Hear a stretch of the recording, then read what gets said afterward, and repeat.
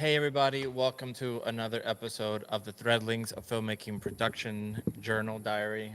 I am your host Miguel Ortega, and this is my co-host Tran. Hello, everyone. And we have a special guest today, the amazing Sasha. How are you, Sasha? I'm good. Thank you so much for having me here. Yeah, I'm good. I'm excited. Sasha, I didn't even try to say your last name because I know it was Sasha Honcharova.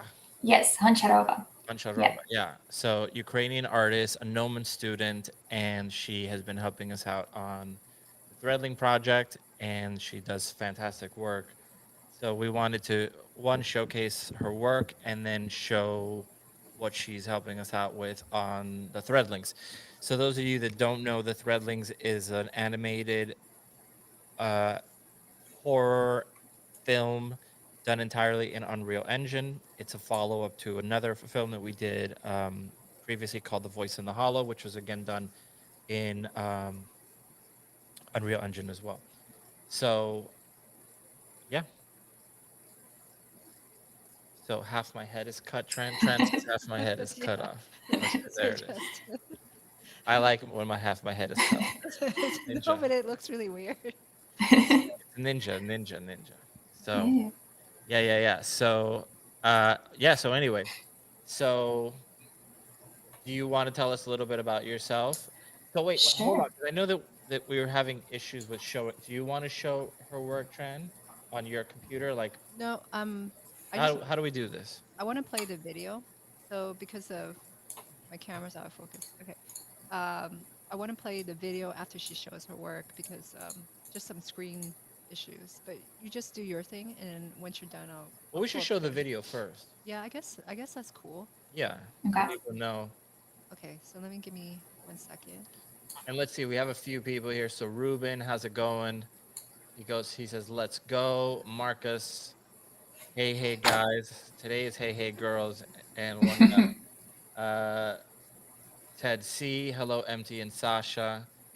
Hello. Um And then Привет, Sasha in Ukrainian means hello, Sasha, and oh hello to nice. everyone. Yeah. Oh, that's Hi, nice. Nikolai. Nice. So yeah, so let's show this. This is great stuff. I'm gonna Thank hide. you. Okay, so I'm gonna Yeah, play. go for Yeah, it. this is my most recent piece, and then I'll talk about it later.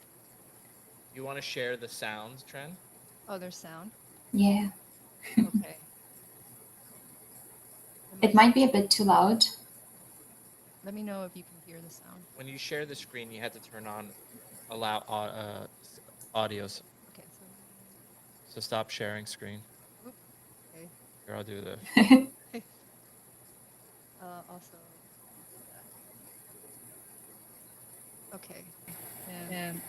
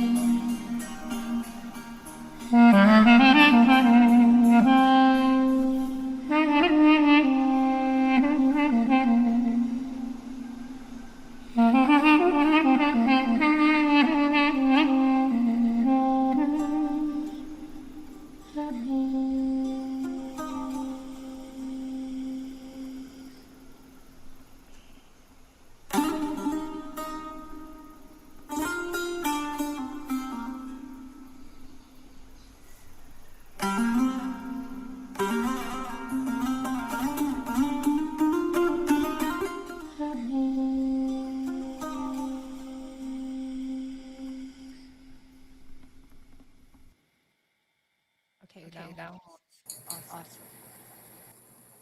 There's an echo when you're talking. So so you're playing another one now.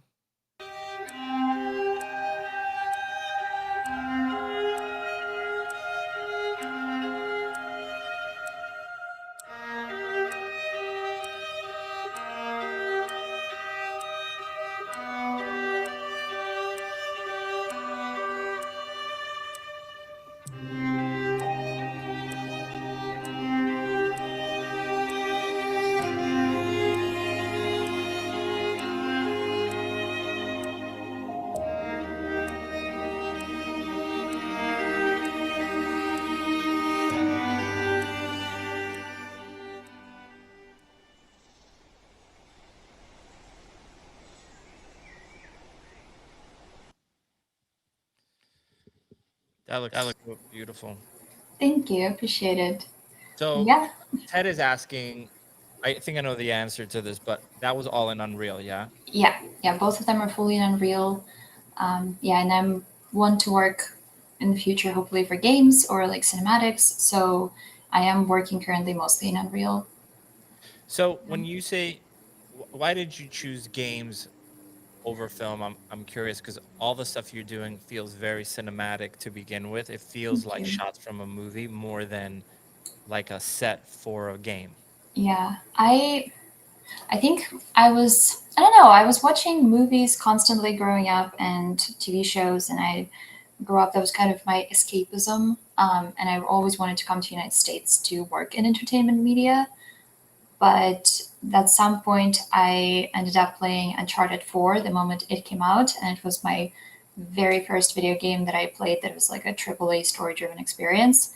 And I did not think I liked video games before that, but after that, I was completely blown away the fact that you can like walk around and you can be interacting with it and you can look at all the story elements everywhere and it all looks good from every single angle, and just kind of fell in love with the idea of bringing that realism to like a 360-degree environment and putting story into it that the player can interact with. That kind of is what I like the most. Obviously, like I love creating cinematic kind of experience also in like videos, and right now I'm having a ton of fun with that.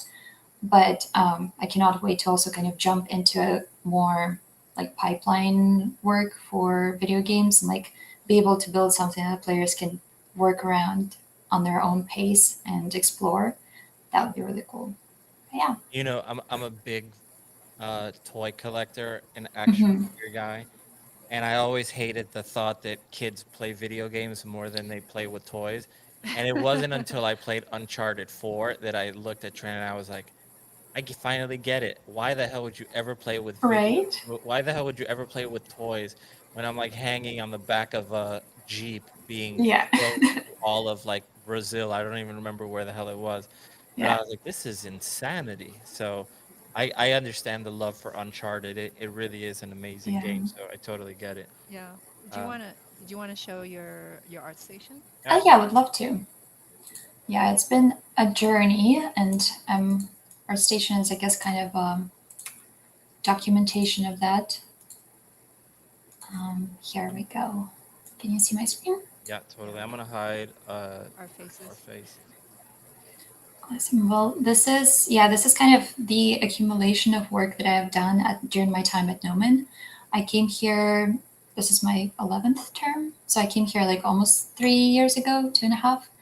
Um, no, three. Yeah, almost 3 years ago, and kind of began. I thought that I wanted to do characters because I worked before in portrait photography, and when I was in Ukraine, I just tended to paint a lot of portraits, and it was always portrait oriented.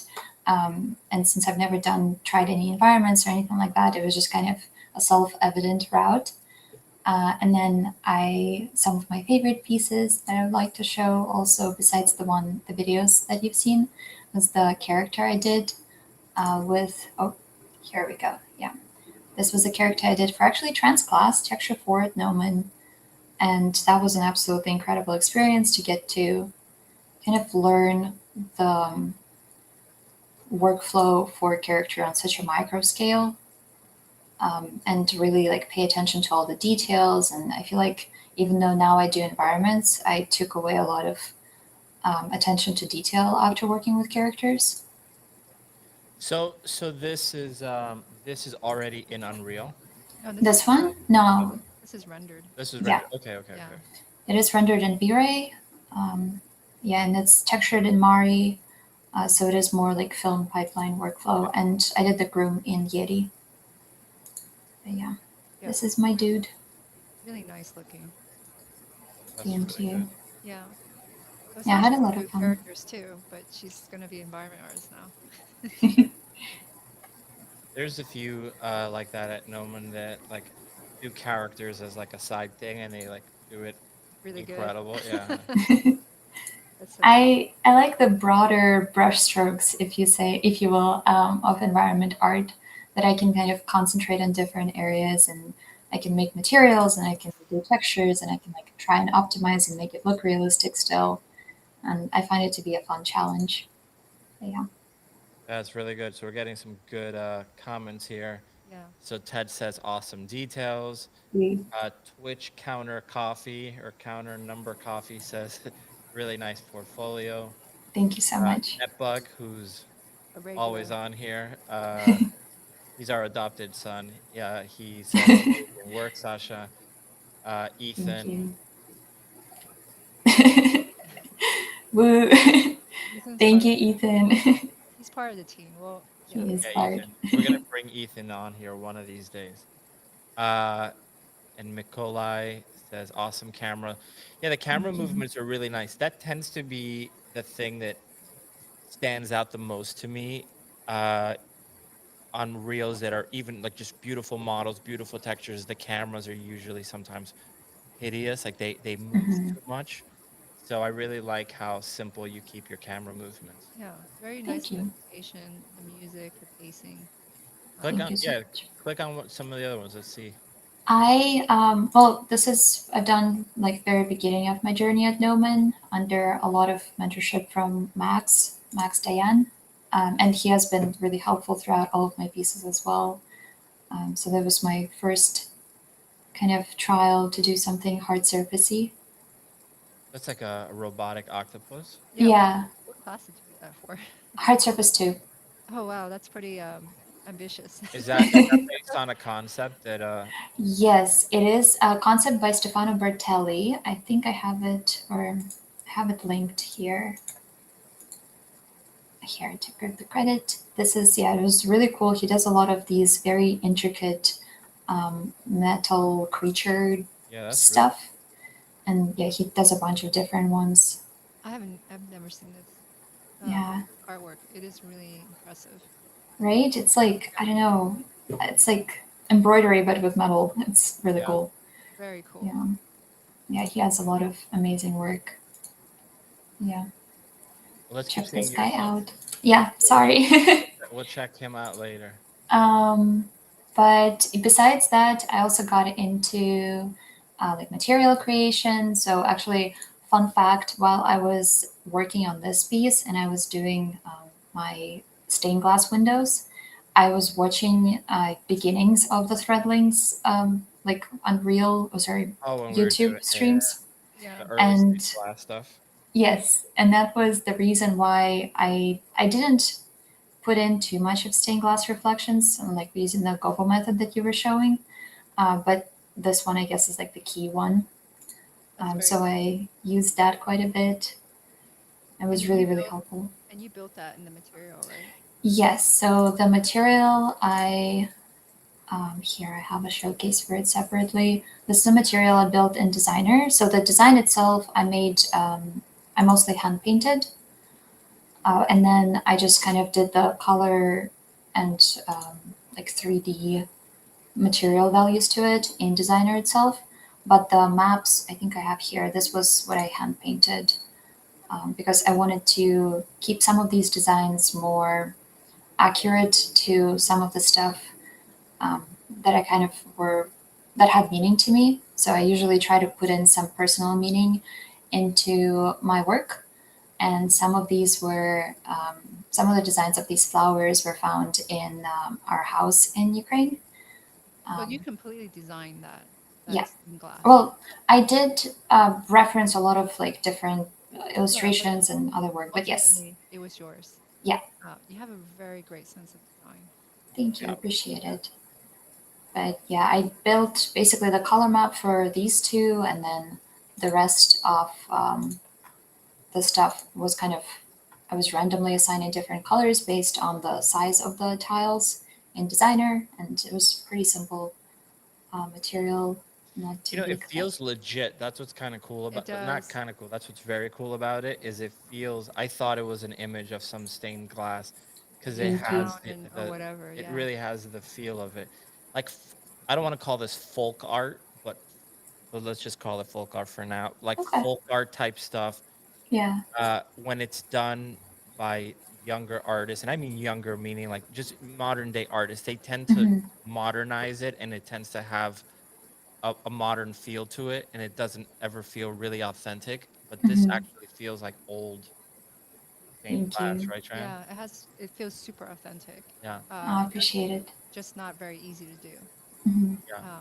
That's very cool. Yeah, Cool. every morning I would come to Gnomon and I would wait for the labs to open and I would sit and paint on Rain's iPad. Yeah, Rain um, just wrote amazing work. Go Sasha. Do you hear him? Thank you. Yeah.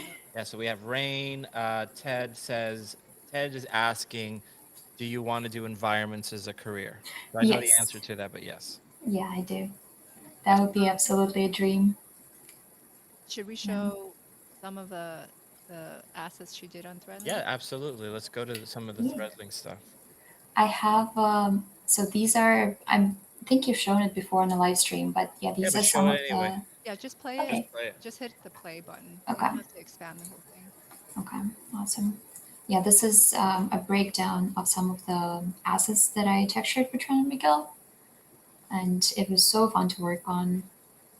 It was first time using Path Tool in Substance Painter, so it was definitely Very I cool. love that how this turned out so much I that do too. when we've shown the Threadlings to a few like big shop producers, and I always mhm. show this video clip Oh, I'm uh, glad. in our presentation. That's amazing to hear. I'm glad. Yeah, Thank you. Oh, you made it look really nice. I'm like, oh, those pieces look good. yeah. they look great. Our presentation is Thank you. really good. Yeah, it was a lot of fun to render. I really like the Well, you rendered it all in Unreal, right? yes, yeah. So this is all in Unreal. I usually have an Unreal file set up so I can like check all of the textures right away that I would be submitting to you, and then I just made it in like kind of studio lighting, and there And we go. you did a bunch of variations of that, right? Do you have Yeah, that list? I have three of them shown here, but I think I submitted to you I think six or seven. All Yeah, of You some of submitted them were a lot. very minor. Yeah. that's what we love slash hate about Sasha is whenever we ask her to do something, she gives us so many variations That we that can't we choose. hate the fact that we like all of them. We're like, damn, now we got to pick one out of all the six. Yeah. But Um, we ended up trying to use a few of them, right? We ended up using the one in the center for sure, and then the one on the left or the one mhm. on the right, Tran. Well, we're definitely using the beige one and then Okay. the red one, Yeah, and then we'll probably use the blue one yeah, too. Yeah. So three of them. yeah. Um, So but those three probably. no, it's awesome. You just get variations. You don't have to ask. And they're just like, Mhm. this is fantastic. It's so Yeah. fun to work with and like play around with all of it. But yeah, Marcus is asking, why did you choose environments to bring to life? why did I choose environments to bring to life? I guess he means like, why are you doing environments? I Instead of think characters. I see environments as characters as well. They do tell a lot of story and like they tell so much story about the characters that were there, how they were interacting with the environment. And I don't know if it's a cheesy answer, but I don't know. I guess I really like that I can put in a lot of storytelling into it, and I like that I can, as I said before, have more broad brushstrokes with it, and I can constantly um, focus on like really big compositions, but at the same time focus on like micro detail. So if you've seen in my previous work that Trent Miguel showed in the beginning, I would try to not only have like a Persian street, a Persian village, but I also in my recent piece I was like I want to have a whole village visible that I wanted to feel like an encompassing environment. So I put in map painting of like the whole village in the background, but then at the same time I can like work on an embroidery of the cover for the bird cage and like put a lot of detail into that and then zero in on like making the feathers and animating the feather, and I find that so much more freeing in a way. Mm-hmm. But yeah, in characters I love as well, and I learned a lot from working with characters. But I think in terms of the pipeline workflow of what I would be doing on the job, I prefer, I think for myself and my style of learning and working, I prefer environments for now. I feel like when I see your environment stuff, like you're you're really, this is kind of dumb to say, you're really into it. Like it has a sense of world building, right? Like Hmm. it's very engaging. It has a wondrous feel. Yeah, Um, thank you. and I think that that can only come from someone who really likes what they're doing. Hmm. And you know what? So, I don't think when you said that by saying that there's a story to it, did it sound pretentious or I don't think so at all. I actually always tell the students that they should think about the story and the environment, and it's not in a Yeah. pretentious way. But if you think about the story, you'll know where to put certain where to put certain Hmm. uh, detail. You'll know. You're like, okay, and it's a very simple thing. You look at a stairs, and you're like, okay, this is an old stair. Where would they most likely step on? So now you know those areas Yeah. need to have the most amount of wear. Okay, you need a railings here. If there's not a railing there, what would happen? How would Hmm. they balance themselves? And you start thinking about all this stuff. Okay, this a lot of years. If there's rain, where would the rain hit? Where would the dirt drip? All of that is Yeah. part of the story, and that's what you have to think about to get all that detail in the right locations. And um, Yeah. yeah, so it's not pretentious at all. Thank you. um, Um, yeah. we have a question. How much time to make all the details? Do you want to show us one environment, whichever one you want to show? Yeah, I actually can show you. This, for example, was the beginning stages of the my last recent piece, and I think I submitted this in the middle of, I want to say, November. So here I have like the general idea of the environment and like the block in and everything, and then I started putting in more detail and story. I think, okay, sorry, I feel like I'm getting derailed from the question, but this one took me. It was for environments for games class with John Ariano at Gnomon, an amazing class, and this one focused a lot on the game pipeline workflow. So I was more focusing on modular asset creation, creating the materials, making trim sheets, and like optimizing the environment. And then I that was 10-week course, and I think I spent maybe like 20, 30 days working on it, I would like to say. And then 4 months later, this is much more fleshed out. I put in much more detail into it, and like more unique props, which takes a lot of time to create. Can you click on Also, the image of the small props? yeah. Just Um, it's just so we can see it like full size for a second. Yeah, and just to also disclaimer, I did make all of the props and all of the materials except for the plants, like the flowers themselves, were taken from Megascans, and the bicycle was taken from Adobe Substance 3D assets, just to save me some time. But all of the rest that you see in the scene has been handmade and hand sculpted. But yeah, it has been taking quite some time to make all of the unique stuff and like really polish the level of detail. Granted, there are some still like little things that I would love to add, but I think I'd just rather move on to the next piece. But usually the polish takes me probably, in this case, it took me 4 months, but I was also working like with Tran and Miguel and other classes. So I'm not sure how much exactly in terms of time. It's hard to gauge, but yeah, hope Yeah. that answers the question. Yeah. Totally. Yeah, Very nice. So thank you. so Sasha started doing those doors for us, the threadling doors, and everything that Yes, she was presenting to us was getting better and better.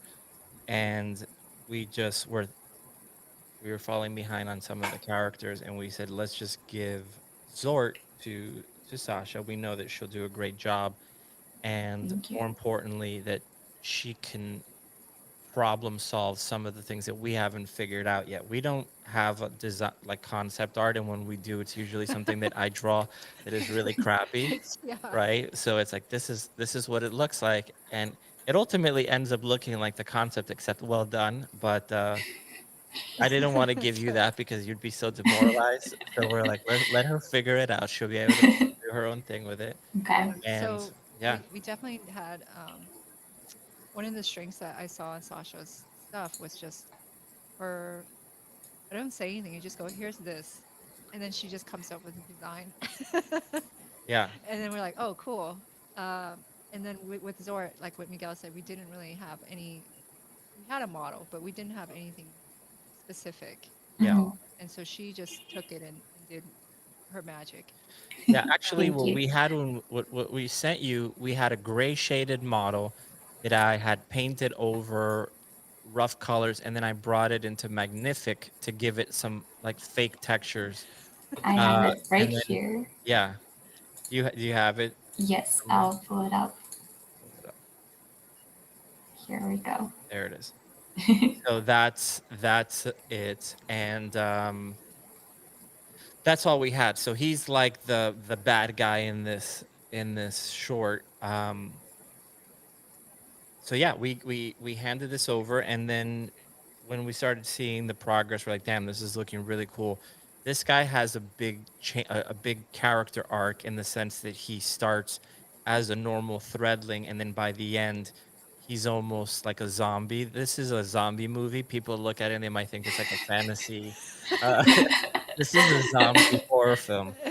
Uh, Yeah. there's decapitations and everything, and yeah, this is not what you think it is at all, but this is one of the guys that will be zombified. And yeah, Yeah. do you want to start showing us what you did with him, and Yeah, your I would thought love to. process and all this?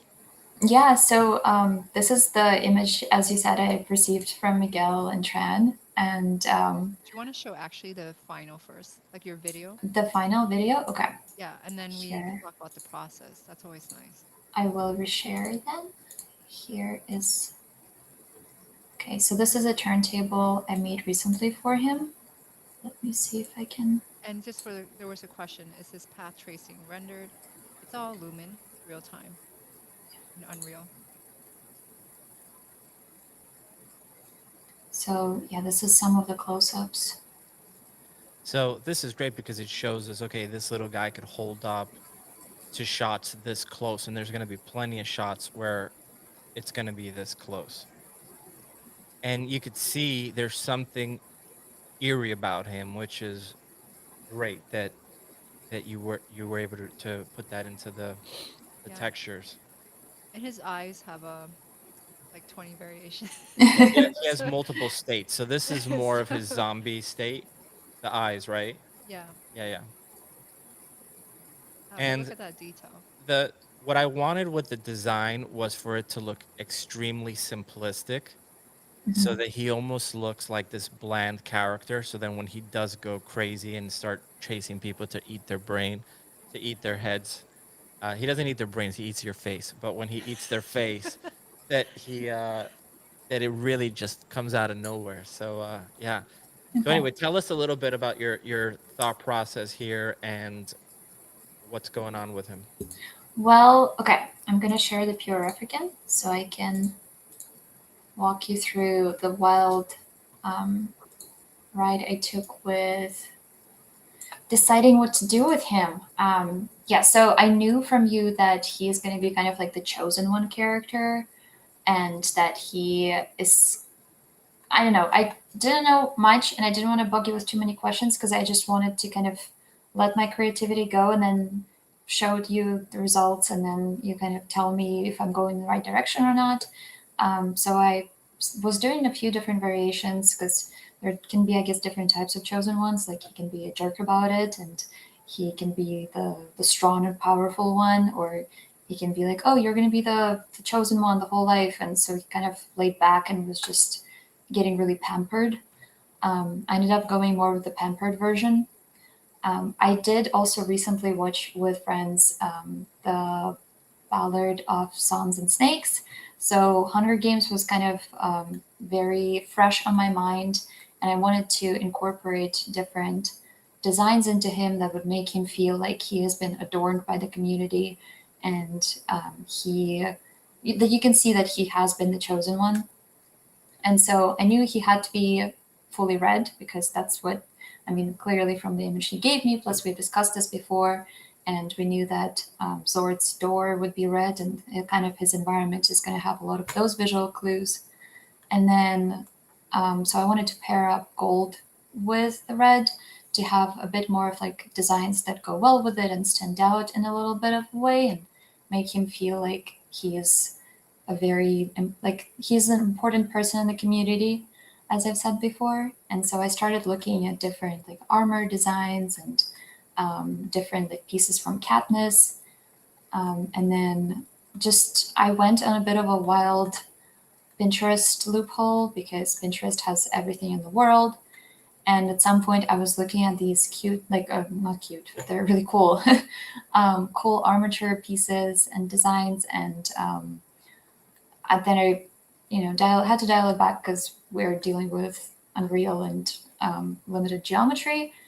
And so I ended up looking more at Game of Thrones in the end because we have this book on Game of Thrones costume design at school in the library, and their costumes are just absolutely insanely incredible and have so much detail. These ones are from a different show. I don't remember which one. I think it might be Shadow and Bone or something. But yeah, they have the most cool, intricate little patterns and really cool like accent colors. So I was starting out different materials and I was trying it all out. I ended up really liking this kind of velvety coat, like thick material feel. And then I had also versions with like this type of material that I didn't show you because I felt like he was just looking, I don't know, too odd, yeah, and busy, especially because he has such tiny body and I don't know, it felt weird. And You have then like hidden variations that we haven't seen. yeah, I do. They did not look good. They didn't see them for the reason. um, but I ended up also looking a lot in like Joffrey character because he felt personality wise in my head kind of almost closest to what I imagine Zort would be like. Not sure if I'm guessing correctly, but yeah, I kind of imagined him as like very privileged jerk who is very pampered by the main hierarchy people. And so he had a lot of these beautiful, like golden patterns a lot of the time on this more thicker red fabric. And his brother had like more subtle ones, which was interesting to reference and look at. And I ended up going for something that had a lot of gold designs on the red background. And then I dove into researching more like different fabrics and different interesting like fabric designs. So I ended up really liking kind of this type of pattern, That's really kick-ass. Yeah. right? Yeah, the amount my mom does a lot of like I'm not sure about English words now, but she does a lot of sewing and stitching and Like embroidery. knitting. Yeah, she does embroidery as well. She does every single thing that you can think of that is creative. And so I always grew up, she made a lot of my clothing and my sweaters. And so I grew up always around all of this fascination with different fabrics and designs. And granted, I She had cannot, a oh, great, sorry. no, sorry to interrupt. You had a great eye for textile. And I learned to kind of copy from her and like learn. But it's yeah, I always grew up around a lot of appreciation for it for sure. And um, yeah, it was I ended up really kind of asking her a lot also about it and being like, do you think like what kind of fabric would it be and um, in terms of designs and like we'll be walking and like how do people approach the fabric with pattern designs on it? Like, do you usually cut out like make designs for that specific piece of like cloth cut out, or do you kind of just have the fabric pattern and then you just cut it in a specific way that fits the design? Anyways, it was a whole thing to wrap my head around because I've never really worked with um, cloth patterns before. Sensei is asking a question that maybe you could connect to the outtakes you didn't show. Mhm. He's asking. Well, I'm assuming it's a he, Sensei, but could be anything, whatever. Has it ever happened that during the process something didn't happen the way you wanted it to be? So does it get stressful during those times? I don't think so. It does happen that it doesn't turn out the way I wanted it to look, but then I always allow myself like a grace period of just exploration phase, and I'm like, I will just do craziest random stuff. And if it doesn't work, that just means that I know now which other directions I should go into and what I should not kind of pursue further. And I don't know, I never really jump into something head first thinking that this is exactly going to be what I envision, and if it doesn't pan out, then I'm completely totally screwed. So I guess I allow myself a bit of liberty in terms of that, which makes it less stressful. Do you Yeah. feel that whatever you're doing sucks for 90% of the journey and then it gets Yes. good at the end? Okay, yeah, exactly. Yeah, Yeah, that's what I 70% of the time I was like, why did Miguel and Tran give this to me? I'm like, Oh, I was like, I would show it to Rainer and be like, it doesn't look good. Does it look good? It doesn't look good. And I'm just, it's, I don't know, it's a process. okay, because you're so calm when you're talking. I'm like, I feel like Sasha's more mature than me. I'm just tired. I'm just tired, and I'm just Ukrainian at this point. That's yeah. Yeah. If you're But not panicking while you're working, your work is probably not that good. Oh That's what yeah. I've come to realize. yeah, I mean, no, I'm 100%. constantly in a state of like, crap. This looks Yeah. like crap.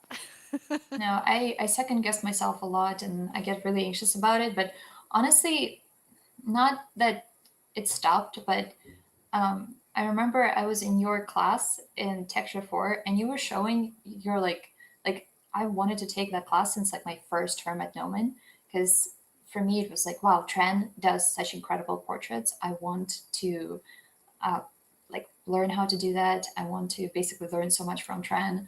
And then I got to your class and you were showing us your progress and your work, and you were like, don't really look at that. It's, I don't know, I don't really like it. And I'm like, how? How somebody like Tran cannot?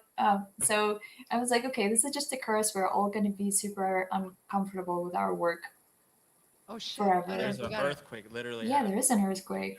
Yeah, wow. Okay. Wow, that's a big one. Yeah. That Sorry. is I a think big one. I said that poop word. Well, it's still shaky. Yeah, So just guys, I don't know where you guys from, but if you're in California, yeah. you must have experienced the earthquake. I hope everybody's okay. I hope my toys are okay. Oh. So, To Okay, um, so each let's their own. enjoy.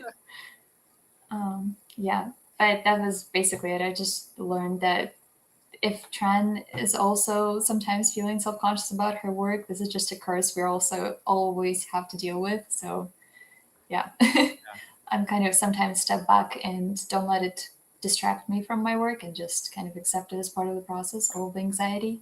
Bobby says you're shaking up the place with your art. Thank you. But yeah, I'm gonna jump into, or well, if you yeah, have it in the file, you can show us Wait, the but file. show that close up that you just had there, that embroidery, the reference with the fire.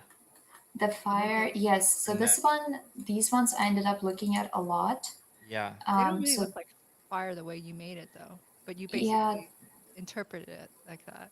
and I remember when we were calling Miguel, you were saying that make it like with intricate designs but no flowers. I was like, okay, so no flowery patterns. I did end up putting it a little bit. I apologize, but they are kind of more faint in the background, and I did try to make it a little bit more kind of fiery gold around him. But yeah, these ones were definitely a huge inspiration for a lot of the patterns that I did. And then this show, I'm not sure, like, I was trying to research more also historically accurate clothing, and see if it has like reference grounded in reality in the past. But they were doing a lot of like similar stitching around the same kind of areas of clothing that Zort had. So I was also kind of trying to learn a lot from them. But yeah, I'm gonna jump into showing the substance painter file if you don't mind. Go Yes. for it. Here. This is, hopefully it's gonna work and not gonna slow down the stream too much. So you stop sharing your screen. So I'm gonna put your screen back up. Yes, Good? thank you. Yeah, that's good. So this is my substance painter file with Zort in it. He's a cutie pie. And it was such a fun model to work with. Again, thank you so much, Tran. This was absolutely incredible work that you do. I will say this character, it was particularly harder to texture Mhm, because just for doesn't have a lot of detail on his clothing. Like the clothing is very low res, mhm, so a lot more has to be done on the texturing side of the artist to try to create more detail. It is a much lower res mesh Hmm. than say like our environments and stuff. It's yeah, it was interesting to yeah, it was really fun to work with. But yeah, I'm gonna do a little turnarounds before I jump into showing the embroidery parts. But yeah, I was trying to make him slightly bit different from the colors that we chose for the red parts of the environment before. He's a little bit more dark and contrasty. Because in case I was trying to imagine like if you're filming him in the environment, I wanted him to be a little bit more um, kind of I guess separate from the background. So And 4.7 earthquake in Thousand Oaks. oh Wow. whoa, Yeah, I hope everybody's okay. This was yeah, scary. terrifying. Oh, California. Um, Yes, so um, just zoom into like just show all the yes. good stuff. Yes, I'd So start at the feet because even the feet look nice. Yeah. okay, So you thank have you. some sort of gradient happening, or is that just a lighting thing? Yeah, it is a gradient. I wanted to have a bit more of. I wanted to imagine that he would have very new shoes that are kind of in really well kept condition.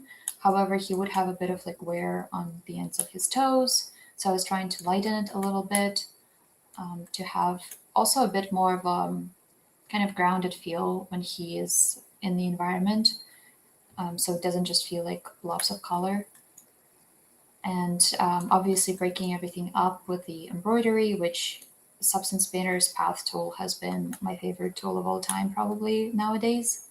So that has been incredible to use. Yeah, the And then, stitching really adds a ton. Yeah. mhm. Yeah, because the patterns that Trend makes already in Marvelous are so beautifully arranged and give so much beautiful shape to it that I didn't want to make the center busy by just kind of hiding that away. And instead, I just wanted to highlight it and kind of give a border to it to make it really look, I don't know, to kind of draw attention to it, but also not make it too busy. I like what you did in the little chest area. Originally there were supposed to be buttons there.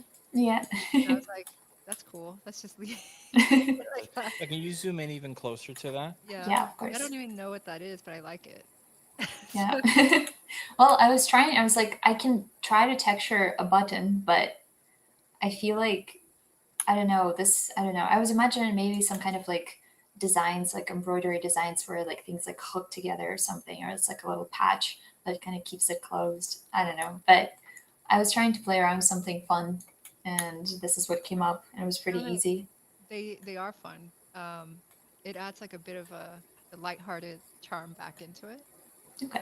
You have a question. How did you get the large area threads to follow the same direction? I'm not sure what the large area of threads are. The large area threads. Is I that think he's talking about the embroidered yeah? areas. These ones? I Okay. believe that's what. Yeah, I will jump into that in a little bit. yeah, we'll get into that. Yeah. Just I go. I Yeah, like how the fabric on his the sides of his body has like that light Mhm. kind of pattern there where it just makes the surface much more interesting. And the way the light comes off of it, just so it's still red, but Mhm. it's got this subtle complexity Yeah. on it. That's very nice. Thank you. Yeah, this is the flowery patterns that I ended up adding in. I wanted him to kind of not look too busy from afar, because otherwise it would be a lot of gold everywhere. So I ended up just changing a tiny bit the metalness value and the roughness, so it has a tiny bit of kind of almost like I don't know the words exactly, but I guess the opposite of embossed feeling. Yeah. I don't know what it is. Yeah. The boss has to be pushed in. Yes, it Yeah. well, does. emboss could be pushed out or in. Oh, So really? But it's Okay. embossed. Awesome.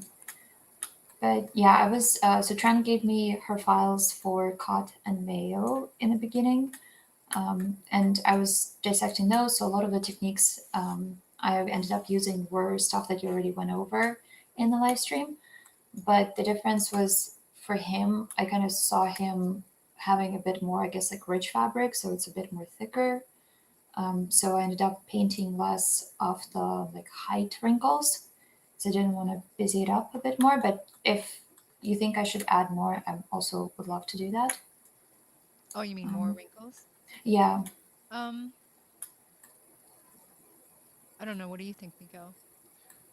No, I think we're gonna get a lot of the wrinkles from the actual movement, and I Yeah, think that from him the looking kind of rigid, without having as many wrinkles, is gonna add to what his character ultimately looks like. Right? He's like this stiffer, more yeah. rich kid.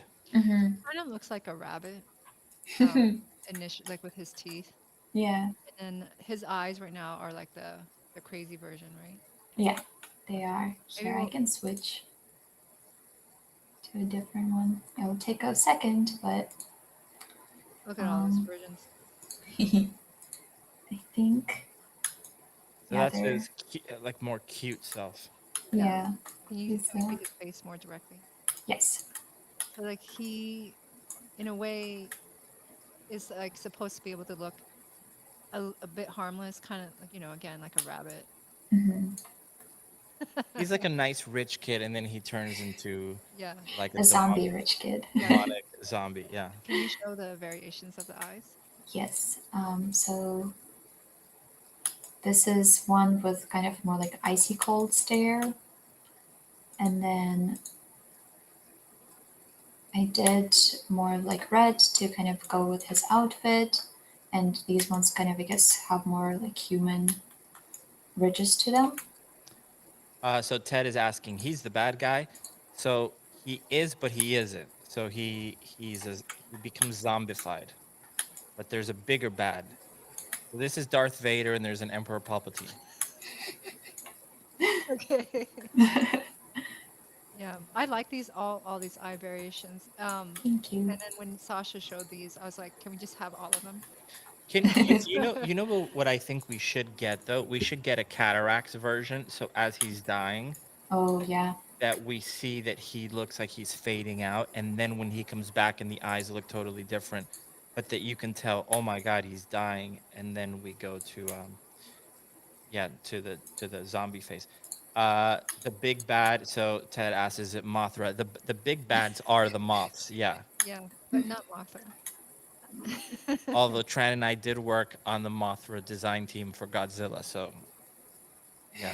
So That's we have a amazing. connection to Mothra in some way. Can we get close-ups of the hat and the side? Yes, yeah. It's so nice, Yeah. and it's got Thank like you. the beading, and that's all textured in. Can you zoom in? Yeah. So give it a second. Sorry, it's auto saving. Yeah, that looks really pretty. Yeah, it's okay to hold the camera too because sometimes the stream has to catch up with it. Okay. Yeah, I'll go slower. Yeah, sorry, it's still doing the saving, which might take a couple of minutes because the file is a little bit Oh, those big. files take a while to save, Yeah, especially the initial first save. I'm like yeah. usually just sitting here for a moment. Bobby likes the. So Bobby, when you're saying great idea, you're talking about the cataract eye. He likes one of those ideas. Yeah. Just gonna quickly turn off autosave. Wait, this is not. Settings, autosave. Where are you? Yeah. So Bobby likes the cataract eyes. If we could get that, that would be cool. Yes, I will be on it. Um, I cannot find it. It's okay. But yeah, so this is the hat design. I ended up having, there was a different hat design that I had at some point. It was really inspired by, there's a material that's really beautifully made on Adobe Substance Assets, and it has more kind of like punk rocky type of style. So I think I have it somewhere here saved. Um, doo-doo-doo. I have photos of it that I can show later, but I'm not gonna. The file is being a bit slow, so I'm not gonna Don't go worry. It into. doesn't feel like it's going slow. Just people are looking at the textures, so don't worry about Okay, it. Yeah. Yeah. There's a thank lot you. to process. Like I'm even like appreciating it more as you're rotating it around, because I've only seen like the still images. So as it's moving around, it's nice to see. Yeah. So all those beads, just for everyone watching, they're all textured in. Yeah. Um, and they work. They really hold up. They really hold up. Yeah. Like you can. We're never probably gonna get like a shot just of the bead, Hmm. but like at that distance, you believe that that's somehow modeled in. Yeah. Um, So Netbug is asking, what is your ratio of procedural and manual texturing on this? It's good question. I had a lot of like the proceduralism in how I was texturing it was set up, it's like setting up all of my anchors. I've never worked in a scene before that had this many anchor points. oh, it must have gotten real slow. It yeah, especially working from home. Working from school sometimes it was okay, but I would have to make a change and then wait for like about a couple minutes sometimes. But yeah, so it was a lot of anchoring. So I would set up a lot of my masks first. Here I can show, let's say on the clothes B. But I'm really grateful to this project because it really made me much more comfortable with Substance Painter. Really, you seem like you were pretty comfortable before. I I was, I don't know, maybe faking it. I was really not that comfortable. But it's okay. So since I'm already running through it, I'm just gonna Yeah, quickly let's do show. that. Let's see. So Yeah, then, they're asking for the layer breakdown if you can. Jacob has Yeah, been asking. So, and of Matt course, of course. Steny, and you guys can see how what I mean. Like, there's not a lot of model to work yeah, with. Matt Mhm. says the shape language of the flames looks so good with the Threadling logo and all the objects. Um, Thank you. Bobby says really enjoy the details of the neck piece. Great work. Thank you so much. Really appreciate it. But yeah, this is kind of the base that I was working with, or I guess, yeah, this was the base that I was working with. I'm gonna So make it's it a super bit flat. darker. Still already like a lot of cool designs that I kind of could push off of. But So the this is, the audience can see how the center of the piece, it's not puffy at all, like on the chest. mhm. Um, Well, yeah, this like look, is, all that stuff gets lost without texturing to pull that out, right? Or that's this the underneath one part. is the underneath part, yeah. Ah, So okay. the clothes A is gonna be on top of it. Ah, okay. Yeah, so this is the part on top of it. And clothes B is, That one. yeah, the one. So here, this is basically like the level of poofiness on the neck that is shown in the final design, just with more texture work on top of it.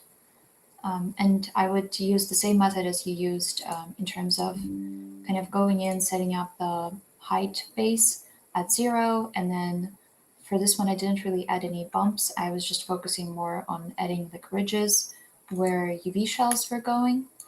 So I used the same method as I learned from you in terms of masking the UV seams using the UV border distance generator. And then I anchored that because I wanted to overlay it later, blurred it, and then used levels. And then this is where it's coming back my anchor. So I'm overlaying it on top again and then blurring it a bit more to kind of have a soft transition in the height variation. And this is what it gives me, which was really lovely to work with and very simple because it was just, I did have to say, I did draw them out by hand first using the path tool. And then I remembered that there's the UV border edge tool.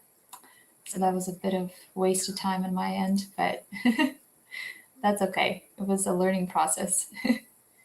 And then I would set usually the fabric. And then on top of the fabric, I would set the color values. So this is kind of the method that I learned from working with the environment set pieces. Instead of kind of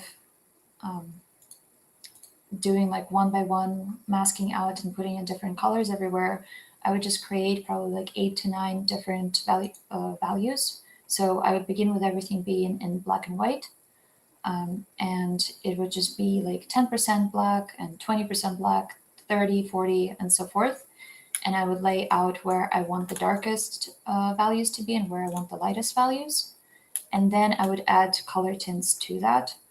And then in that way, whenever Tran and Miguel would tell me, hey, we want a red door variation, I would just, instead of, I would have, let's say, the entire folder of all my red tints, I would just duplicate it. And instead of having red tints, I would just make them all like blue. And then the next one would be orange. And then the next one would be beige. And literally every time I would have a new variation, I would just mask out, this is where I want my reds, this is where I want my beiges, this is where I want my oranges. So it was just much easier to iterate and much faster because I already had all of the values set up and I just was working with different tints, if that makes No, sense. totally, because I saw that and I'm like, oh, this is clever. I should do this too. Yeah, it was definitely speeding up the process. So I'm glad that I started working like that only, I think, later on. But, and then here is where I would add the stitches. So the stitches were using the path tool that you shared with us that is absolutely life changing and incredible. So a big thank you to Substance Team. Isn't it amazing? It is so amazing. Yeah, absolutely adore it because it's all already set up for you. It used to be really like a pain. Hmm. Yeah, Yeah. to actually do stitches, and once you would lay stitches down, it would be not flexible. For anyone who's joining for the first time, can you just make can you show them how you can move a stitch Yes. easily? Okay, so I'm gonna find. Sorry, they're not. Actually, I'm gonna go into neck designs. This is the one. This has quite a few UDIMs too. I So for think, anyone yeah. watching, these characters have a lot of texture resolution, and yes, it's always brought into Unreal. Okay. So this is kind of. All right, I'm gonna make a new one. How literally you just drop points, and in the new Substance Painter update, I think they added. Oh, you can double click to convert it. Yes, so double click converting from rounded to here. You can see better. And then you can actually Yeah. move it. Yeah. So like there's this flexibility for anyone who's watching the first time. Hmm. See, and it's you can always go back into it. So on the list on the left, they're all individual ones that are editable until the very end. Yeah. And did So this the UVs weren't mirrored, right? So you had to draw on both sides? yeah, I usually what I would do is I would draw on one side. I would be happy with the design. Then I would take the mask and I would like at least use it as a fill layer and move it on the UVs to the other side. But because you cannot copy the um, The path. the paths themselves, yeah, I would have to then draw over on top of the mask. Is there no way to like bake that down and then just copy and paste it over? No. I ended up doing that on the hat. Oh, So all of you the stitches, sorry, you were able to copy and paste the stitches over on the hat? yes, but they didn't fully fit the shape of the hat, so I had to kind of adjust them a little bit still. But I ended up just making an anchor to the entire folder of all the stitches, and then I just ended up putting them into the fill layer for all of the like roughness, muddleness, height, and base color. And I can show you later. And that worked pretty well. I just kind of brushed up the edges around it. But yeah, that was the stitch work. They also added recently the functionality of kind of controlling the oh whoops, controlling the curvature. Okay. Are you in a newer version? Yes, I think it's the one that you also have because the campus updated to this one as well. Okay. Yeah, and then yeah, it's just using this tool over here, which has been incredible because before they updated to that, I had to go in and like add a lot of extra control points Yeah. to kind of really control the curvature. They're really on top of these tools. Hmm. Yeah, it's been amazing to work with the tools. I mean, but yeah, that was just a lot of stitches, and then that was a lot of just kind of freehanding it so it fits right with the design of the cloth patterns. And then on top of that, I ended up drawing out these masks to kind of fill in where I want the embroidery to go. So this is just and something that I was using as oh, this is hideous. Oops. Um, yeah, so this is kind of what I would draw out um, for myself as guide points, and then I would look at this mask and use it later, anchor it, and use it later for driving my embroidery. So this is, I guess, the part where proceduralism part of the workflow would come in. So I would again use the path tool to outline the edges because I wanted to make sure that everything was smooth and Okay. Very yeah, defined. Yeah, very defined. A lot of very meticulous work done in this. thank But you you. know what? None of it is getting lost. Like you really do appreciate. Yeah. You look at it even from a distance, and you know there's a lot of complexity to him. Yeah. Thank you. Um, embroidery is like, for those who don't know, it's not easy. It takes a lot of work, so all that extra care is what's going to make it believable. Yeah, it was a lot of fun to work with. I actually opened the file, I think 3 days, no, 4 days ago, just to kind of prepare it for the stream and fix a few little issues here and there. And all of a sudden, I was like, why was I doing it this way? I was making it so much more difficult on myself. Like, I could have I deleted a bunch of stuff and things were working in ways that I already set up, and I was just kind of doubling down on it for no reason. But yeah, it took me a while to kind of get the hang around the workflow. But yeah, then I would fill in all of these shapes and create an anchor with all of these masks. And then I don't need it anymore, so I would hide it and it would just be there in the background. And then I would use that to drive all of the embroidery patterns. And the way I would do that was I would break it up into 4 different colors because I didn't want them all to be kind of one blob of color. So there are like 4 different tints of colors A, B, C, D. And then I would, and each of them kind of has the mask for like sections that I just paint in by hand where I want each color. The high boutique culture of Fire Nation, yes. It's like, yeah. We'll take any Can avatar you show compliment. how you broke up the actual masking? Yes. So I begin here. I'm gonna turn off this other ones for now. And bump. Okay, here. So I began by just in the background there are like different color variations. I had a noise that I took that kind of has like an isotopic noise with kind of thread texture that I took from one of the cloth materials on Substance Assets. And then I tweaked it a little bit in Substance Designer. Then I ended up having this noise. Actually, no, wait. I think this one is being driven by this mask. Okay, yeah. So I ended up sorry, it takes me a while to gather my thoughts. Also, I'm sorry if my neighbor's voice is kind of coming through. They're just talking super loud. It's Yeah, okay. Yeah. sorry about that. No, We had a um, crying baby earlier, I so was it's like, okay. please, okay. baby, stop crying.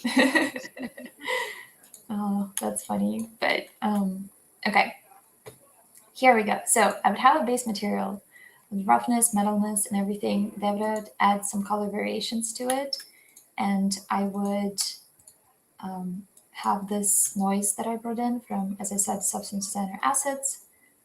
Oh, that's a Um, very nice one. Yeah. yeah, it was giving that beautiful, like, kind of threads texture. Was that So, imported? So you had to import that in.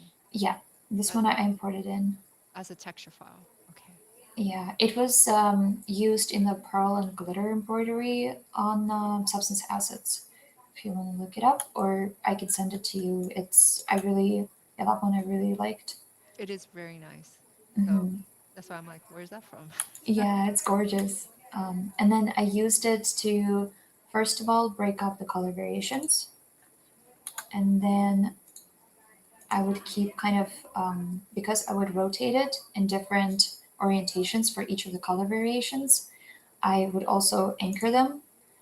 So every time I would rotate it, I wouldn't have to like rotate it again for that specific color in other, like for height and other channels. And so I right away anchor it, use levels, add more color variation with it, add more color variation with it. I think this was That totally works. Yeah. height. And what's driving the height? The same texture? Can you The show us? height, yes, is the same texture. So I'm just boosting it up, and then in the mask itself, I'm plugging in this Okay. noise that I am using already pre-rotated for this specific color. So I am using the anchor from the first time I ended up using that noise. Okay. That's nice. It looks very organized. Could you show Thank us you. how you break down the masking at the in the group? Yes. So the masking was kind of like the third layer of where I was using all of the anchors. I ended up, this is the mask that I came out with. It would begin just by using the fill mask that I had over here, the Neck Designs A base. And then I would kind of um, paint out the areas that I didn't want to have that color. And I would end up warping it. And I would end up warping it using the same anchor that I pre-made previously that was already rotated to the value that I wanted to be at. And what does that anchor look like again? Can you show us? Yes. So this is the anchor of Okay. this So you noise. use that to warp it, which Yeah. then gave us that nice, really jagged breakup. Yes. Yeah, that makes such a big difference. That edge. Yeah, that edge is huge because embroidery Hmm. Yeah. usually can't be so clean. Yeah. It And then, was. Oh, sorry. no, keep going. It was really nice using all the anchoring to kind of keep the consistent. Because usually, I feel like when I would do that previously, I the values of like noise rotations or maybe scale wouldn't always match, or it was hard to keep track of. So then it wouldn't really match up to like the height and the mask and the roughness variation. All of it would kind of be slightly offset. But this was giving me the most like uniform look in terms of it actually makes sense. Oh, this is also on 2K, so I'm gonna risk it. I'm gonna try and update it to 4K. Um, Just while that's updating, just so everyone knows, we're talking about anchors. Anchor is basically a way for substance because substance is layer based, right? So anchors is a way to kind of recall previous layers that you created. Um, if you are texturing a node graph system, it's very easy just to say, I want to link this texture and use very early on, later on, but it's very difficult in a layer system. Like just think about Photoshop. How do you reuse your first layer yeah. without copy and paste it? So it's a link that allows you to reuse it. And if you change your original layer, it will transfer that over. Hmm. Anyway, Yeah. sorry. No, no, no. Thank you. Yeah, because I did not know how to explain anchors. um, but yeah, And it this looks like you is had to transform it back yes, because it moved. because warping would skew it quite a bit, Yeah, I saw and that. I was then kind of surprised how much it moved. yeah, because I was doing I think directional warp. Ah, Yeah. okay. So you had to counter reverse that movement. Yes. Yeah.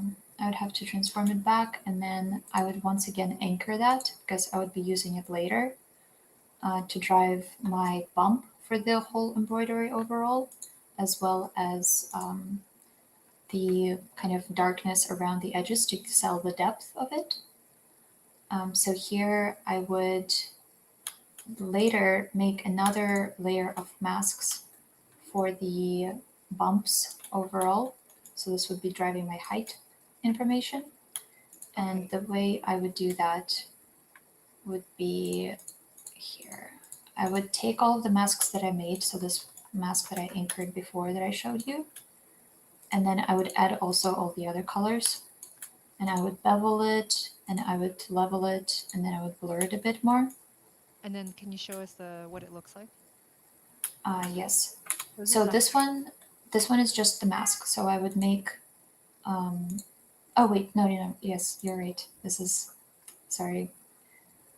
No, you're doing a great job explaining. I'm following along perfectly. Thank you. But yeah, it would just give I'm a actually very just tiny. very curious. Mm-hmm. Yeah, this would just give like a tiny boost. It gives it more depth. Mm-hmm. But all that stuff matters, and that's what I mean. Like, there's a lot of work that she has to do in texturing because it's actually so flat. So, Yeah, Mm-hmm. it really gives it volume from a yeah, distance. all those things really, you don't think it matters, but when you don't think it matters is when you're gonna make poop. It's gonna turn it's gonna turn out bad if you're not paying attention to the details. Yeah, it was a lot of like thinking about it in terms of sculpting, kind of big, medium, small shapes, and thinking a lot about like how light would interact with everything just to make it less flat, which Yeah, I've never done before as well. can you actually rotate the light Yes. so we can just see how it plays off? Yeah. It does really, it does. I do feel that volume around the edges of each pattern, that slight Mhm. poofiness. So great work. I definitely Thank appreciate you. all that stuff, and I can see it like instantly. Thank you so much. And I'm Appreciate it. actually super into this breakdown. I'm glad. I was so nervous. I was like, what do you mean I'm going to show in front of Tran? No, I'm like um, into it. I'm like, how did you do it? Give me that file. Give me that well, texture file. you have it. Oh, yeah, I'll put it also in the link, the OneDrive link that I gave you. But then after that, I would make another layer of all of the masks because I wanted to kind of gather them all together so that later I can get all of the edge information from them. So I'd use the mask outline generator, and then I would just outline Can you turn it wherever. off? Just turn it off and on, just so everyone can see. Yeah. Yeah. So it takes the outlines of each of the sections, and you can control how much you want like the width to be, which was really helpful because later on I ended up creating another anchor old edges masks to it, and then I ended up driving these three like layers with it. So this one is taking all of the edges and it's adding a little bit of like depth and That's height really, information can you to turn it it. off and on? Just Yeah, like a few times so we can see it. That really yeah, does add depth. So like you basically in that layer, you just create that and you don't use that layer directly. yeah. It becomes like, it's almost like doing your math on the side, Yeah, like exactly. problem solving it and then using that later down the line, which Yeah. again, you can do that with all the anchoring system and substance. hmm That looks really nice. Yeah. This is where I was really grateful for, I guess, my experience with designer because I was kind of starting to think more in terms of like which nodes I would add and how I would call it back later. Um, yeah, and then I doubled down and added. This one is very slight, but I can see it, turn it off and on. yeah. Yeah. So this is a more tight mask in comparison to this one, and it's a little bit more rough material, so that I can just take away a bit of that reflection in there and add a bit more of like blur Gives it almost. more shading. Yeah. Feels Yeah, great. thank you. All And that then, made to smart material that we're probably going to use later on everything. awesome. Uh, And then this one, I think, oh yeah, I kind of pushed in the areas around the embroidery with it. So what I ended up doing is taking all of these masks of all of this embroidery, blurring them, and then I ended up subdividing from them the same mask once again, and then blurring it a bit again so that I could add a height layer where the height is way pushed in to kind of give this sense of wherever embroidery would go, the material fabric underneath it would really get pushed in and kind of compressed. So I wanted to really kind of communicate that. So once you have this system, if you were to go back, and I don't know if you can demonstrate, like just Mhm. paint a pattern in the root one, Yeah. like how that corresponds, like how this updates. And then Yes. and this is like it's not the system is really just so everyone knows, it's super amazing because now once she's constructed this, she can make something else and all that information, all those layers are going to propagate over. Yeah, so that So initial figuring it out, the setup's a pain in the butt, but once you have it all set up, it becomes very easy to add changes. Is it updating? It's taking a yeah. second. Well, it's connected to so many things. Yeah, and that's So where you can see the blue bar trying to update. yes. So I would have to here. Let me find a better spot where I can. Is this one part of this? I think so. So right now I would have to go in and clean up the colors themselves because what it's doing, it's taking all of the four different. Oh, Um, it's multiplying over on top onto everything. yeah. So yeah, it's doing. Let's say if I'll do this and then I'll let it do this thing. Oop, sorry. Maybe it's best Bless not you. to do it in that layer, but just to do it in like color A directly. It would have to, because color A is still kind of feeding off of the neck Ah, designs I A. see, I see. So here I would just, I'll turn off these for now. That wasn't a sneeze, by the way. That was my chair Oh, snapping back and me hitting my knee and then thinking I'm about to fall. oh no, Yeah, I'm sorry. This sounded like a sneeze altogether. but that looks really Yeah. awesome. That Yeah, that's kick ass. So yeah, the one downside is I would have to go in and like clean up the masks for all of the other colors. But that's But still so fast and yeah, just a really great system that you constructed. It's Yeah. very, very advanced. thank you. Yeah, it was exciting to work on. And once it clicked, it was kind of like a, oh, okay, I'm comfortable with the substance painter now. I guess That's we're friends. that's funny that you didn't feel as comfortable before. Yeah, I mean, I could do like the basics, and because usually last few terms I've been using it to like make RGB masks for my environment because I would just use tileable materials from Substance Designer. So it was a bit of a returning back and learning some things. And luckily, I also took your class not so long ago. So I had a bit of a refresher, but I don't do this on like for my personal projects often. Except for after I worked on this, I was like, you know what? I need to put embroidery piece into my environment. And so I made a little like hood for the bird cage because of Oh, is that. that what happened? You made it afterward. Yeah. Okay, because I I was love that like, piece. oh, thank you. Yeah, I was like, I need to. Yeah, that's funny. Epic says if I'm gonna fall, at least turn on my camera. That would have been great, right? First an earthquake and then I fall. That would have been just what a hell of a day. The funny thing would be that you wouldn't fall during an earthquake. You would fall after when everything is peaceful. Oh, totally. Of course. That's what would happen to me, of course. Yeah, Yeah. I think your chair is broken. My chair's all messed up. uh, I find this really great. I'm super into this breakdown, Thank you. So and yeah, so the face, because the face is very deceptive because there's almost nothing there, but you put Hmm. a lot of different hues in there, uh, in variation to pull out the shapes that are there and to give him some life. So tell us about the like the cheeks, the shading around the eyes. Yes. So initially, when we called about like his design, and sorry, it's auto saving again, so I'm just gonna give it a minute. But we talked a bit about the fact that he's going to be the most animated character and that his rig is really complex and he has a lot of different expressions. So I didn't want to add any directional fabrics onto his face. I didn't want to kind of, yeah, add anything that would deform odd. So I ended up just kind of taking a more, like, I guess, real human character approach to him. Um, besides the fact that he is fully fabric. So the Can you get a little closer on him? I just want to see this. yes, or here I'll. This is him.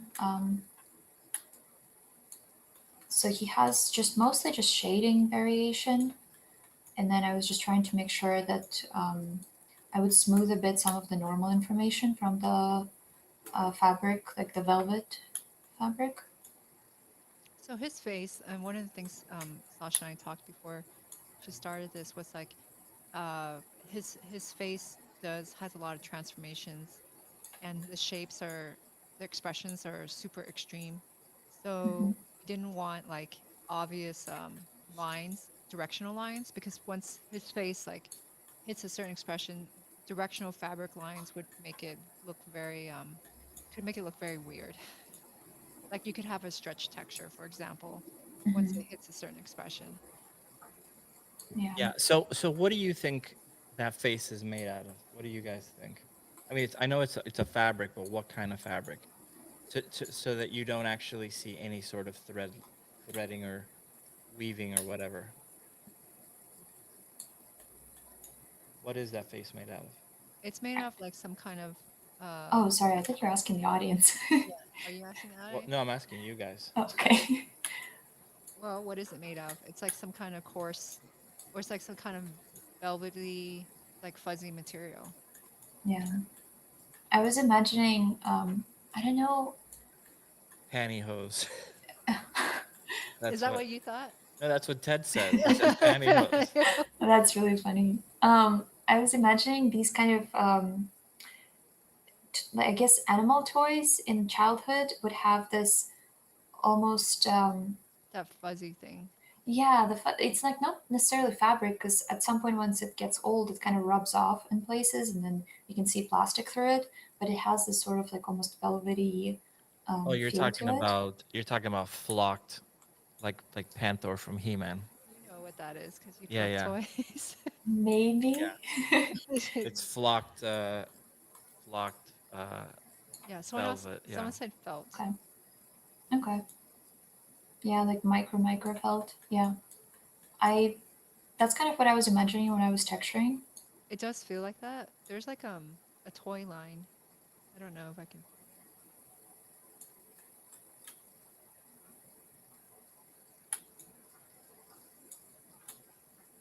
Do you want me to stop sharing the screen? I actually found No, no. Okay. um like yeah, you don't have to stop sharing the screen. Okay. We're pulling it up. Yeah, it might take me a second. I mean, I have it here. Let me just show this. You're gonna show. Okay, I was gonna show something completely different, but let's show yours. But look, it's there it is. It's Yeah, exactly that. Yep. Well, I was and you can not. see the plastic like on the toes and stuff. Yeah. It's flocked. I see. I see. Okay. But I was thinking something different. I should maybe show mine. Yeah, I'd like to see. Yes, please. Give me 1 second. I'm just amused where Miguel's reference I to think show. Ted is actually the one that is the most correct. Pantyhose dolls. Pantyhose. Wait, Okay, let me share my screen. I can't share the screen while I search for that pantyhose. uh, Yeah, he's right. It is the pantyhose dolls. Oh wow. pantyhose stuff. I wasn't thinking that. I was thinking these because these are cute, and they kind of to me they're more a little bit more closer to what Zort was trying to. Yeah. But Zort is a little bit more Yeah, strange. but that's the same thing. That's what Panther is made out of. That's just flocked plastic. Pull up the pantyhose dolls. Give me a second. Let me find the right one. So it's a little hard to click on any one of these, but you could see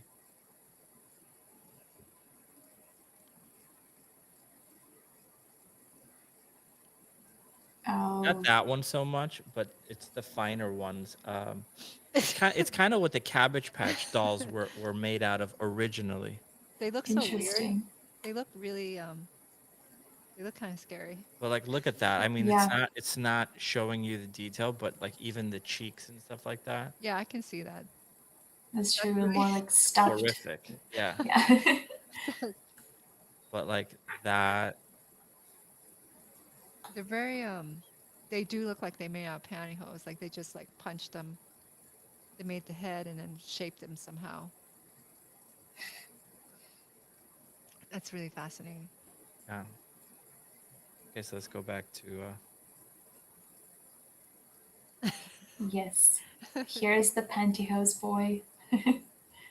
um, but yeah, that was the in terms of texturing.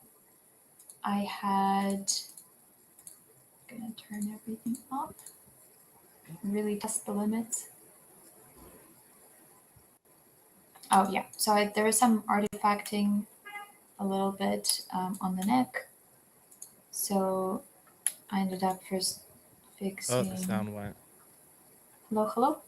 Sasha's sound crashed. Oh, there it is. There We're it back is. in. Can you hear me? There you go.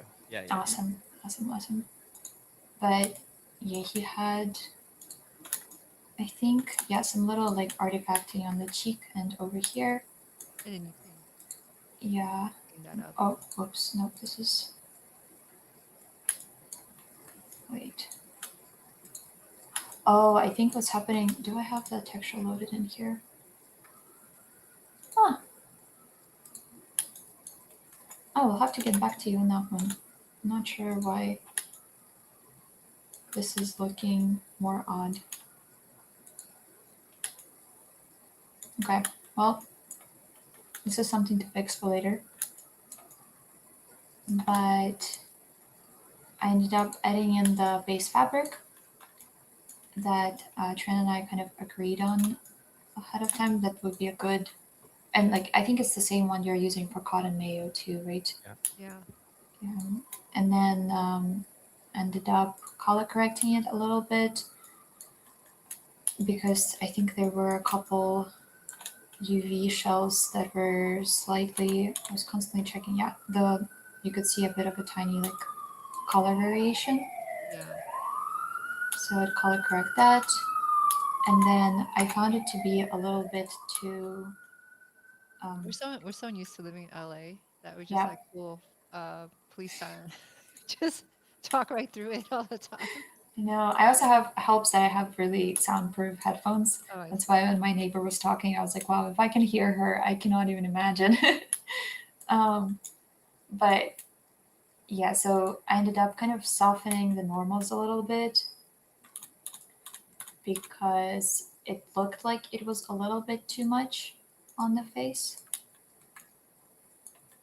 But I also can always dial it back if you think that that's kind of makes it too soft. Can you make it in material view? Yeah. Here, so you can also see the shadow. Yeah. I think that's good. A I good think that choice. looks good. Yeah, to Okay. soften it. It's a good choice. Yeah, he was just a little bit too uneven in places. And then this was the more fun part because he ended up looking more like a character that's alive. I would just add like overall base color so that he is a little bit more tint to him, and then kind of build up from that just by drawing and blurring and drawing over a bit more in the masks. And then ended up adding more like accent pink tones to kind of complement his red outfit with his red nose. Yeah, I love the little red nose.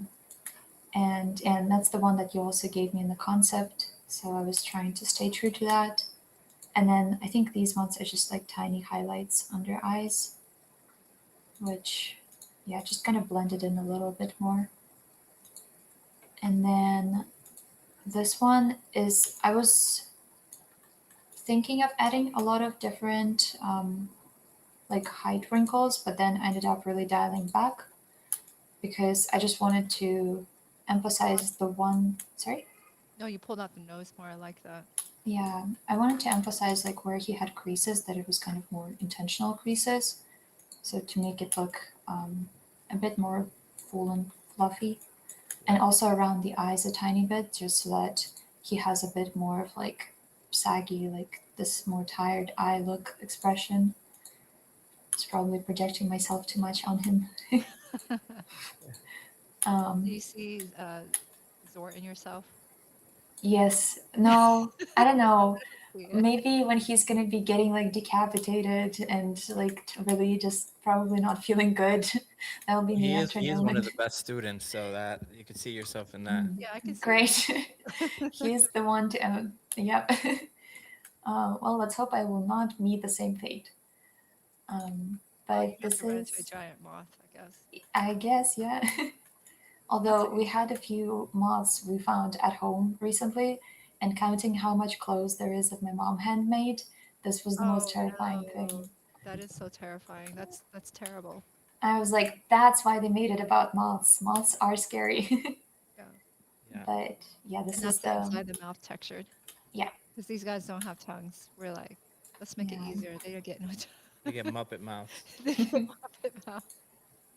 yeah. Um, And this one, once again, I would use the approach of painting in first, oh, oops. Yeah, painting in the outlines with path tool and then painting it in so that Bobby it's all says, nice "Nice and even. touch with the face. You're very talented." Thank you, I appreciate it. But yeah, that's pretty much all I did in terms of texturing the skin and like the face, or I guess the cloth. Um, and yeah, this is how the boy came out. it looks great. Um, but it was a lot of fun to work on, and I learned so much while doing this that, yeah, I cannot thank you enough for letting me work on the project. This is really Well, cool. I think that thinks the other way around. Yeah, absolutely. Can we see the tips of the hat? Because I really like Oh, that little yes. detail, how you lightened that up, pushing the fire theme, Yeah. which is really Mhm. cool. Yeah, the fire, I think Tran had this material on the pillows that had these like shiny metallic little bits. Yeah. And then the door had this sort of like a lot of triangular designs that go up. And I was like, oh, it kind of looks like fire. It would be cool to like, go with that a little bit. And I just ended up pushing that more on Zord and more obvious. And especially like, yeah, he has literally the flames that you've created, marvelous designer, that it was right away, it was kind of like, oh, fire. I'm going to be playing with those designs quite a bit. Yeah, see, that's the thing that's really cool. Like, we just pass her this and she just gets it. Like, you don't have to explain anything. Mhm. So, and it just comes out good and you're like, oh, awesome. So, Thank you. You guys are too kind, but you've been an amazing also mentors to work with. Um, because yeah, this is like, it's really great to know that if I submit you something, like you're gonna tell me exactly like if you don't like something, what to do, and you also know like you're always really great in terms of critique. It's not just like the this doesn't look right, but like I don't know why, go figure it out type of uh, stuff. So well, I don't think we actually gave Sasha that many critiques, to be honest. I think we were more like art direction changes, if any. But Yeah. I think not really. And that's the kind of the nice thing. Like a lot of people in supervising positions, they're really looking for someone who is kind of like Sasha, that just figures it out and does a good job. thank That's you. like the easiest thing. Yeah. So that's a dream. Thank you, I appreciate it. So does anybody have any questions or want to see anything uh, from Sasha before Yeah. So with we? Q&A, Yeah, basically right now you're just getting a bunch of people saying how talented you are, look at all Thank you. these. how beautiful it is. Bobby R and Chatty.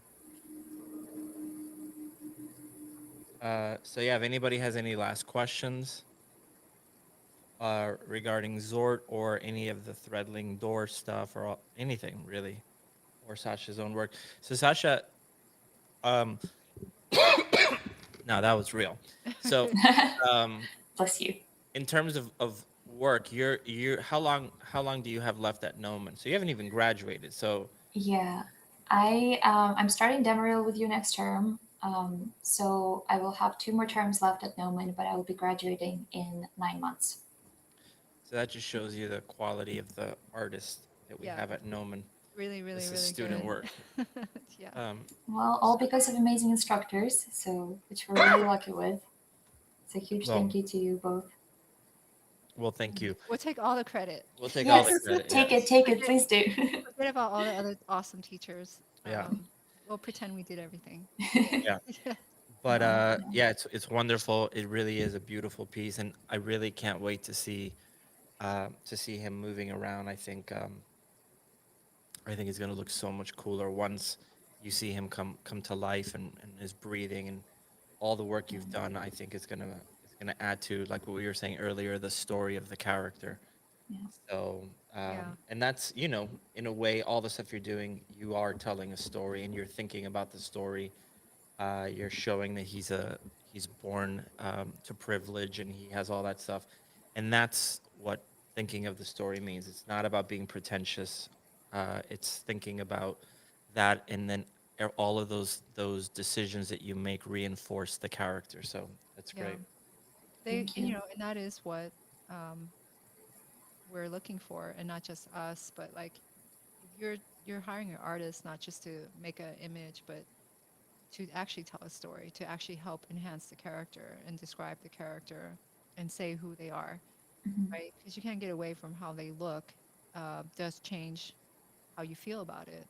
But Mhm. I think the thing is, before I really understood what that meant, I would almost feel like that was someone is being pretentious, right? Because I'm like, hey, I'm making a sci-fi set. What do you mean the story? It's just a sci-fi set, and it's like, no, but you What's the can't have a story? bunch of grime on it if your set looks like it's a very high tech, very expensive set. Like, then it doesn't work with your story. You're going against your own aesthetic. You have to find that story. And if it looks brand new, but then you have all this nasty grime, then what is that? What happened? Mhm. So yeah. That makes sense. Yeah. So Yeah. let's see. Netbug says, thanks, Sasha, for the breakdown. I learned a lot from seeing great works made from scratch. So that's very nice. Thank Netbug is you. a good guy. Ted C, everything looks good. Sasha is the new Tran. There No. you go. Sasha is gonna be better than Yeah. me. No. I'd be like, No, hey, no, no. Sasha, can you help me make this? Can you Yeah. show me how to do this? Not at I'll all. be I reversed. will I'll Um, always look up to you. You're like I keep learning from you every time. So this is really I'll grateful just for pretend everything. I'm so great. Tran, But Tran is great. Noman is great. Bobby says that. And then another question from Ted, is your environment high poly nanite?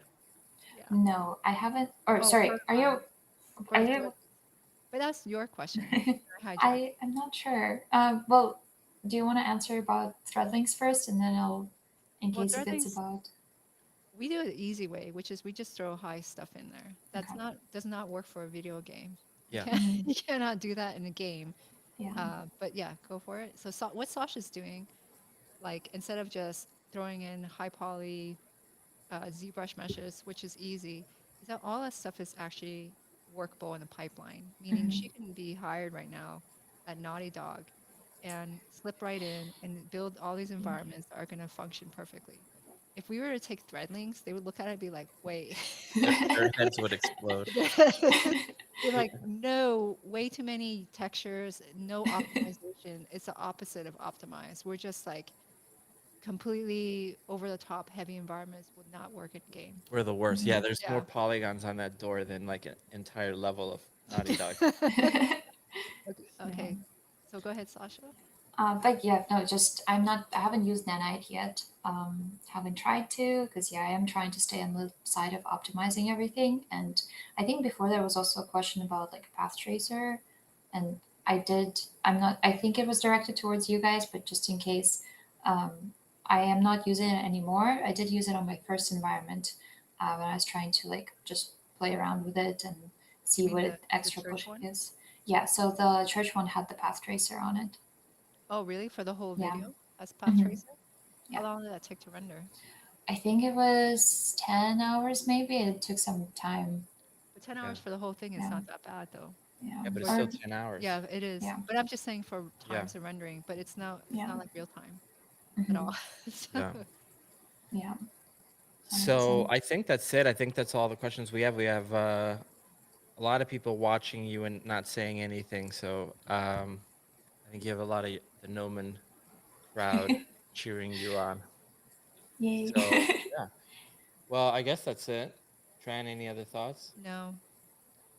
So, um, I guess next thing is getting, the little guys into some shots. So we should have, I definitely want to get Zort into something like this, like start doing some motion tests with him and seeing what Can you hold the expression when he's smiling? his